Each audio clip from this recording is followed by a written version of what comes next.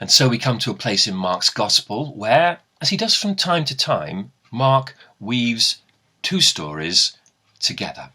More usually in Mark we get rather disjointed stories where it just says immediately and then and immediately. Here are two stories very deliberately joined together, and it straight away sets off in my mind the question, what patterns can we see in the way these stories are told and the way they relate to each other? What is similar between the two stories and what is different? You see if you can make your own list as we listen to this account from Mark chapter 5, and it picks up at verse 21. When Jesus had crossed again in the boat to the other side, a great crowd gathered around him, and he was by the lake.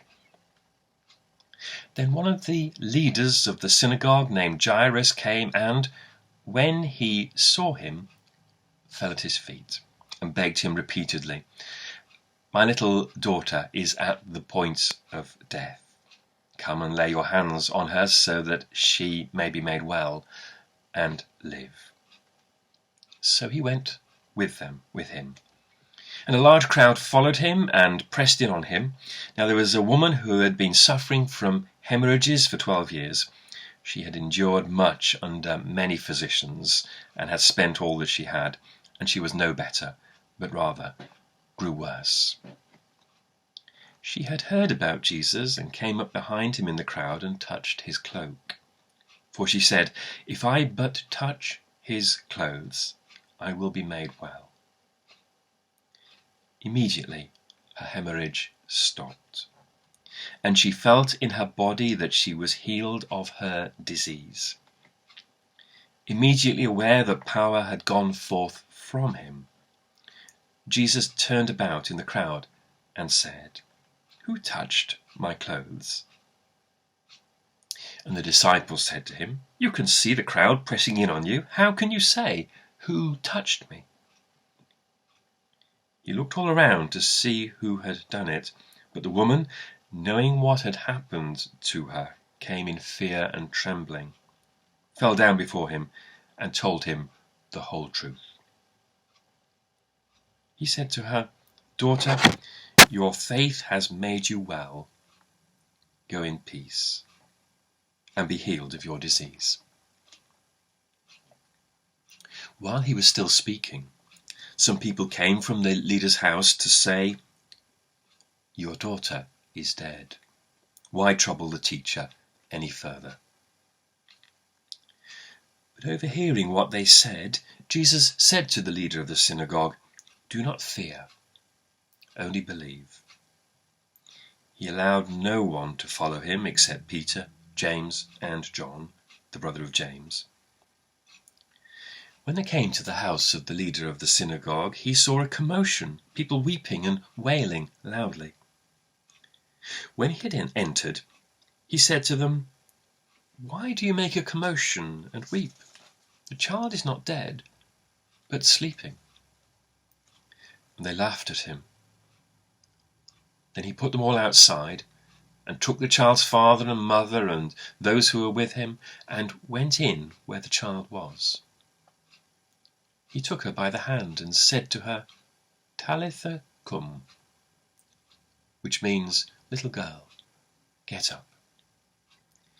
And immediately the girl got up and began to walk about. She was 12 years of age. At this they were overcome with amazement.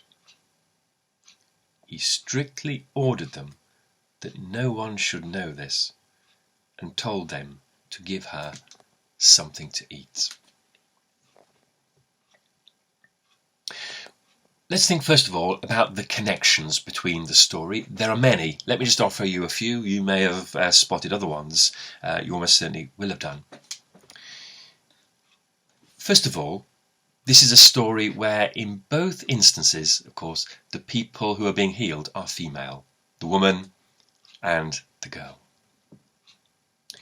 More than that, and it may be a trivial point, but 12 years it is mentioned in both stories.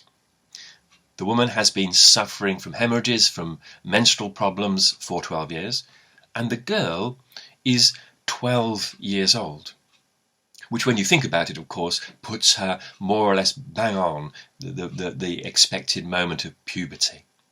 And that straight away just seems to suggest a connection, that there is something that joins these two, the women and the girls' story together. It's not spelt out, it's hinted at, but there does seem to be an intended connection. Secondly, both of these stories are quite intimate stories in that they involve touch. And of course, not all healing stories of Jesus do. Sometimes Jesus heals at a distance, but it is the touch of the woman with the hemorrhages on Jesus' cloak. And whilst that may seem a little like sort of superstitious view of healing, nonetheless, there is that sense of there's a direct connection between the woman who's healed and the power that comes out of Jesus.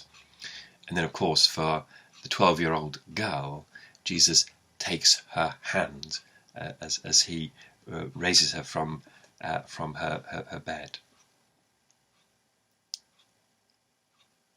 And the third thing is that in both instances, and this of course is common with many of Jesus' healing, there is very much a theme of enablement.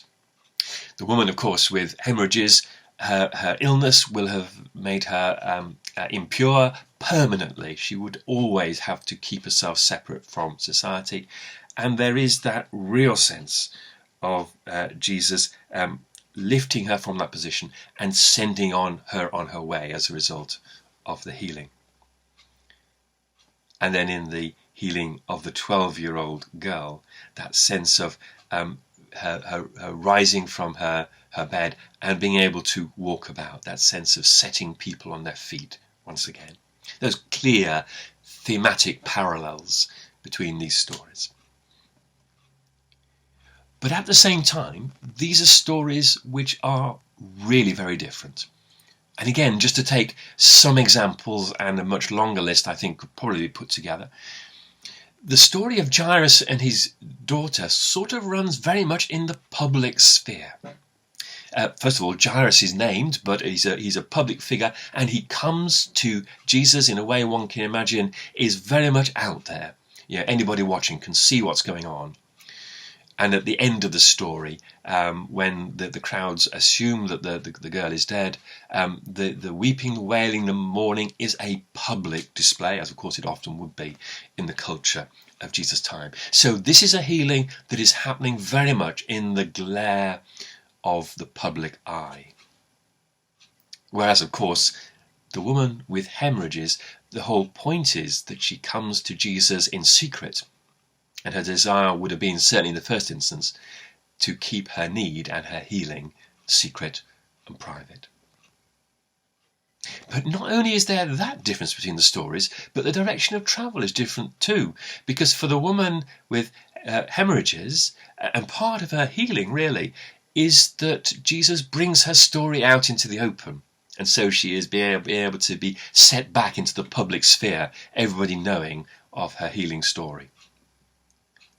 And oddly, with the story of Jairus and his daughter, the story ends with Jesus strictly ordering them that no one should know about this. So what begins as a public story ends up as part of that messianic secret that's part of Mark's gospel. And I think a third and final difference between the story, in the story of the woman with hemorrhages, it is the woman's faith that enables the story, and Jesus affirms that. Your faith has made you well. In the story of Jairus and the healing of his daughter, Jesus has to challenge, certainly those around Jairus, to believe that their faith seems in some way needs to be drawn out of them in order that the healing can happen. So again, feel that different direction of travel in the story. Well, you may well find your own similarities and differences in the story. It is certain that these stories are meant to be heard together and woven. It would make hardly any sense to hear the stories without the other. And I think that in itself tells us something maybe of what Mark is trying to tell us. If you like, setting a framework within which we can understand that the healing of Jesus is not of one kind. It is not a particular kind of healing that is relevant to a certain kind of person who has a very particular kind of need and whose story of faith interaction with Jesus is of a particular shape and direction. I sense Mark telling us, think about how different these stories are, though connected, and just think about how this encounter with Jesus could be for you, no matter what your story, how much you might identify with the woman with hemorrhages or the girl who is 12 years old, or any thing in between, or in any other dimension. It is that sense of the space in which the healing of Jesus is enacted, and it includes you and your story and your need.